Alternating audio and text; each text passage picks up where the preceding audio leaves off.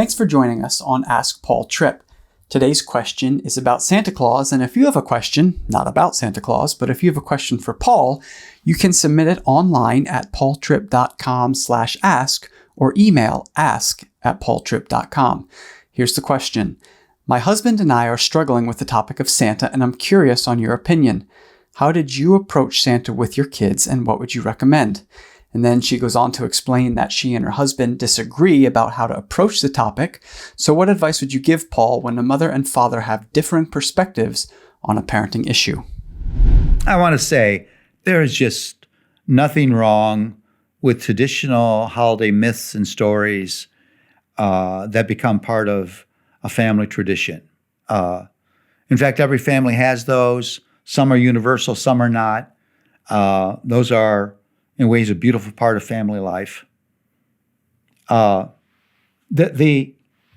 story of Santa Claus is really very interesting because it goes back to a Greek bishop named Saint Nicholas in the 4th century, who was known for his generosity and acts of charity, especially to the poor. I think that's a wonderful story to tell your children. It's beautiful to care about those who don't have what I have, and even if it's just one time of a year, prioritize. How about taking the St. Nicholas story into action, and every Christmas you wrap gifts, and as a family you take them to places where there are poor children. I actually know a family that has nailed that into the Christmas tradition, and so the Santa tradition has taken on something that's really beautiful and really fits with the generosity story of Scripture.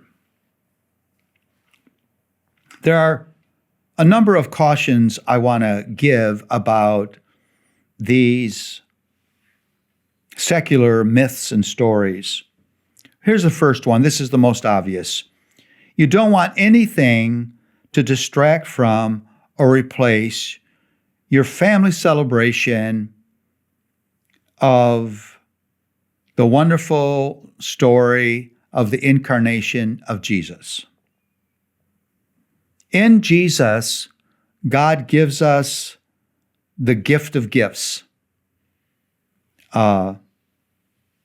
The greatest gift God gives to us is the gift of himself. In the Christmas story, we find the giver is the gift. It's a beautiful thing. It's a great opportunity to teach your children why Jesus needed to be born. It's a great time to teach them about the humility of Jesus, his willingness to come into this fallen world and suffer. It's a great time for help them to think about that the tree that the great Christmas story looks to is not the one in our living room that we decorate so beautifully. It's the tree of Calvary that was adorned with the broken body of Jesus. So this season offers you wonderful opportunities to talk about the gospel with your children. Yes, have fun with those other stories and traditions, reindeer and snowmen and Santa, but don't let them overwhelm the beauty and significance of the Christmas story. There's another concern. I hate one of the modern twists on the Santa story. I hate it right down to my toes. It's the legalism of that Santa story, that this Santa is a harsh judge who all year long is watching you, and if you haven't been good in his eyes, you get nothing. What a wonderful story to put in the hearts of our children who already struggle with fear. In this story, there's no forgiveness. There's no fresh starts. There's no grace. It's just do good, get something, do bad, get punished. And it is in that way the polar opposite.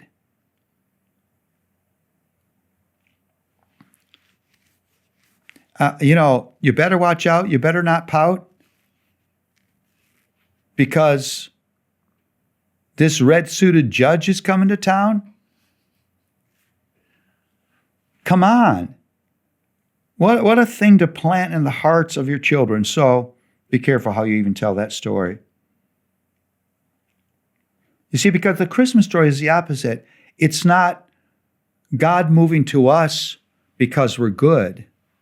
It's a good God moving toward us precisely because we're not good. Another concern for me is the utter materialism of the Western culture Christmas that can completely overwhelm and distract from the deeply spiritual meaning and purpose of the season. You see, Jesus came not because of my material wants and needs, but because of my spiritual wants and needs. And we want to hold that out. Finally, don't attribute things to Santa that aren't true. He doesn't happen to be all-seeing and all-knowing. Sure, talk about St. Nick and his generosity. Sure, enjoy Santa cookies and decorations. But keep Jesus and the grace of his coming to earth to rescue us central. Now, in many of the issues that you'll face as parents, you as a wife or you as a husband won't land at the same place all the time. God doesn't always grow us in the same way, and doesn't grow us at the same pace. He gives us a variety of experiences that makes us come at issues different ways. He gives us different experiences or personalities that make us approach things differently. So it's very, very important that you deal with your differences, not with irritation, as if this person is in the way of what obviously is right. Deal with your differences with appreciation and grace. You are different because of God's sovereign choice. My dear wife, Luella, was raised in Cuba. I was raised as a missionary kid. I was raised in Toledo, Ohio, by a man who sold sporting goods. Our backgrounds and experiences could not be different. In personality type, I do everything as quickly as I can. I'm quick on the trigger. Luella is methodical and slow and careful. So we're not always going to land at the same place at the same time. And so we have to be willing to give time, to be patient,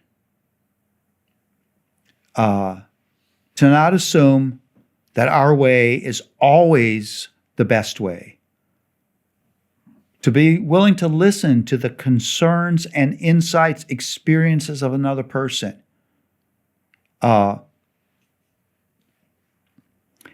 If in a marriage,